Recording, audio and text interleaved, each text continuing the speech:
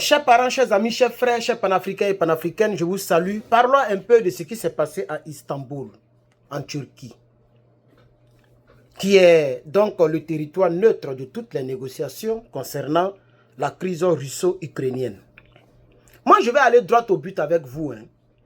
D'abord, je vous salue depuis vos différentes positions et je vous demande une doléance. Mettez-moi des j'aime, beaucoup de j'aime et explosez les commentaires et mettez des partages. Je sais que beaucoup d'entre vous ne dorment pas, même s'il est très tard. Je vais quand même tenter de faire cette vidéo. C'est important. Parce que hier, je l'ai même dit dans le petit direct que j'ai fait, qu'aujourd'hui, le 2, allait se dérouler à Istanbul une autre partie de la négociation. Mais en réalité, moi, ce que j'ai lu sur Internet, mais c'est de la comédie des deux. Je suis désolé de le dire, chers Africains. C'est pourquoi j'ai dit que je vais être très bref et très direct avec vous dans cette vidéo. Les deux parties sont en train de jouer la comédie. Je parle de la partie ukrainienne et de la partie russe. Parce que quand je regarde, quand je lis ce que je vois ici, là, quand je lis sur les sites un peu partout, ce qui s'est passé à Istanbul, j'ai pitié pour les soldats ukrainiens et les soldats russes. Parce que des deux côtés, il y a des cadavres. Faut pas, on va se mentir. C'est vrai que du côté ukrainien, le nombre est beaucoup plus élevé que du côté russe. Ça, on ne peut pas dire, on peut pas en dire autrement. C'est la vérité. Oui, des deux côtés, mais il y a une différence. Mais ce qui est important, c'est que l'autre côté aussi, ça tombe. Même si le nombre n'est pas très grand, mais ce n'est pas deux personnes qui tombent par affrontement. C'est minimum des centaines ou des milliers aussi. Du côté de la Russie, je veux dire. Du côté de l'Ukraine, là, c'est grave. Et donc, chers camarades, je ne sais même pas pourquoi les gens sont allés à Istanbul. Il y a eu les représentants de la Russie, il y a eu les représentants de l'Ukraine et les autres représentants de l'OTAN, bien de tous ceux qui négocient, la France, les États-Unis, les gens ont envoyé leurs représentants. Et Poutine, vous le connaissez, il n'est pas parti là-bas. Il ne faut pas se mentir, il n'est pas parti là-bas. Mais les décisions qui ont été prises, il n'y a pas eu de décision. C'est pourquoi j'ai mis en titre l'échec total à Istanbul. La crise va s'aggraver encore. Parce que les deux n'ont même pas trouvé. Tout ce qu'ils ont trouvé, c'est échange de cadavres. C'est tout ce qu'ils ont trouvé là-bas. Mais ils ont déjà fait les échanges de cadavres et de prisonniers de guerre. Avant même cette affaire d'Istanbul, les gens faisaient toujours, ils trouvaient un couloir humanitaire ou je ne sais quoi, et puis ils échangeaient les choses. Et ça ne tire pas. Parce que quand on échange les trucs, personne ne tire. L'autre vient avec le lot de cadavres, l'autre vient avec le lot de cadavres, prisonniers, ils échangent. Et puis quand ils s'en vont, ça continue. Donc ça, on est habitué à cela. Donc on a comme l'impression que ce qui s'est passé à Istanbul, c'est de la comédie notoire. Et moi, j'en tiens pour responsable les tenants de ce monde. En réalité, les gens ne veulent pas que cette guerre cesse. Alors, j'ai envie de creuser un peu. La Russie demande à ce que l'Ukraine ne soit jamais une puissance militaire. Mais est-ce que, avec tout ce que la Russie subit, la perte humaine, les pertes humaines, je vais vous donner un exemple. Je vais répartir vers la fin de l'information. Les échanges des cadavres là, la Russie en dispose plus de 6355. J'ai lu, j'ai retenu. 6355 cadavres que la Russie va rentrer bientôt à l'Ukraine.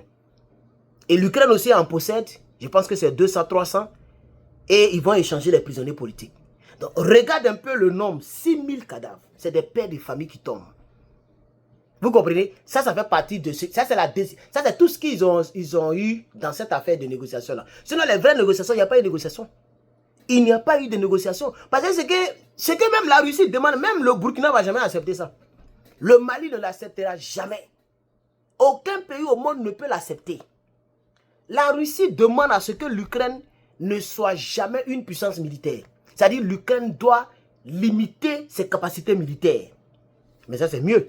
La Russie demande à ce que l'Ukraine n'adhère jamais à l'OTAN. Mais ça, tout le monde le sait. C'est pour ça même que la guerre a eu lieu. Donc, tout le monde sait ça, c'est pas nouveau. La Russie aussi demande à ce que l'Ukraine ne puisse jamais avoir accès aux secrets nucléaires. Et que l'Ukraine ne puisse pas avoir accès aux avions comme les avions dont dispose Israël. Je veux dire, les F-16, 22, etc., F-35. Vous comprenez? La Russie demande à ce que l'Ukraine ne puisse pas avoir ce genre d'armes-là. C'est ce que Israël a utilisé pour Bamungou, Hezbollah, je vais dire.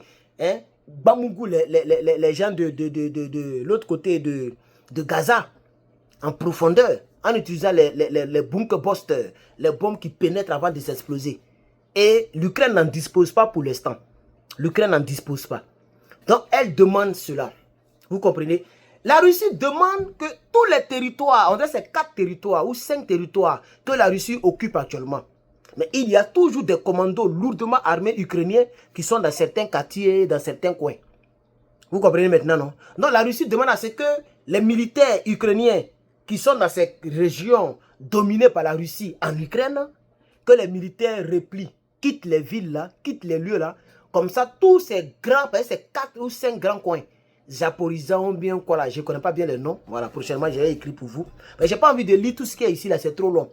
La Russie demande à ce que l'Ukraine rappelle tous ses militaires et ses commandos. Et ces terres-là vont appartenir à la Russie. Attends, c'est ça même qui a énervé Zelensky. Zelensky, ici, c'est à cause de ça. Cette crise-là va se poursuivre jusqu'à Logolé.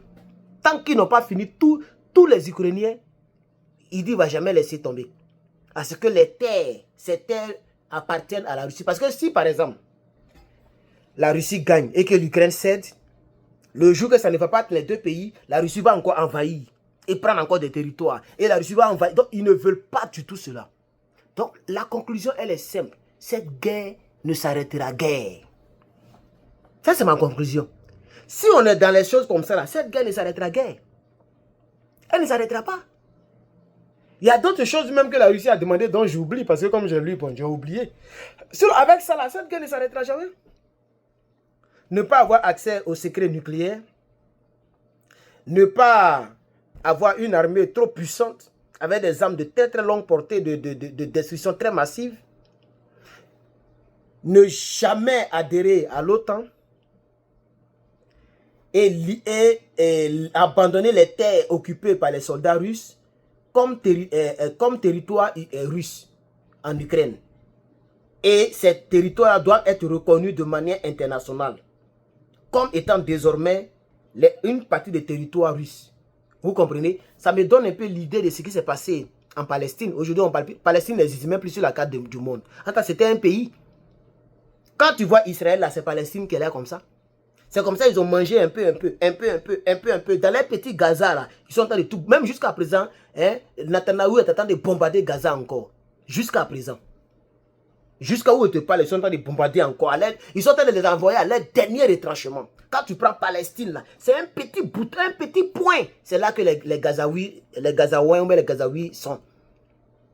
Donc, elle ne sait pas ce qui se dessine de l'autre côté. Parce que là où on est arrivé, ce n'est pas fait dire qu'on soutient tant, on soutient tant.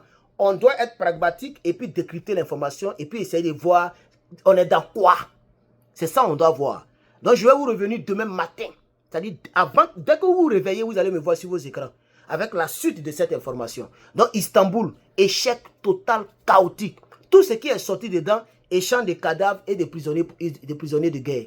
Je sais vraiment le patriote, on va tirer frère Ahmed. N'oublie pas de t'abonner si tu es nouveau. Partage-moi cette vidéo et abonne-toi. Je l'ai déjà dit, active la cloche de notification. Mets beaucoup de commentaires. Si tu n'as rien à dire, il faut dire que Dieu bénisse l'Afrique. Il faut mettre ça en commentaire. Je saurai que tu as regardé la vidéo entièrement. Que Dieu bénisse l'Afrique. Alors, je continue toujours pour te dire que je souhaite que tu vives très longtemps. Que Dieu te donne une très longue vie. Une longévité sans pareil. Nous sommes à 9 minutes. Que Dieu te bénisse. À demain. Bonne nuit à vous. Je vous remercie.